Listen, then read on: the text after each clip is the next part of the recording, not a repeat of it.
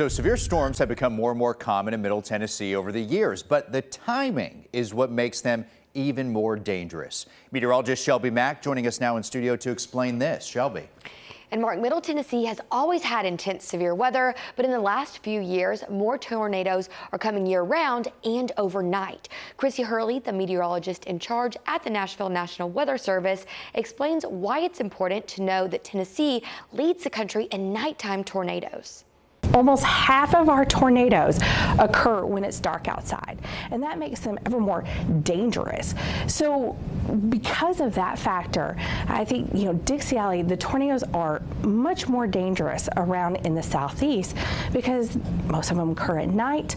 We may think we're rural, but we're not as rural as, say, Oklahoma or the Great Plains. So Dixie Alley is the southeast United States, while Tornado Alley is the Midwest. Here's some footage from the Reedyville tornado that happened last April that was devastating. This footage proves we are now in a more dangerous area for tornadoes than the infamous Tornado Alley because these tornadoes drop down at night and we have so many homes in metropolis areas that when a tornado comes, it's likely to hit something. Some of the most drastic tornadoes hit overnight in 2020, and here's some video from that as well. The best way to be prepared is to have a weather radio, the WKRN weather app, which you can scan over to my right, and have your local meteorologist here with you so that you can stay aware when the storms are possible overnight, Mark.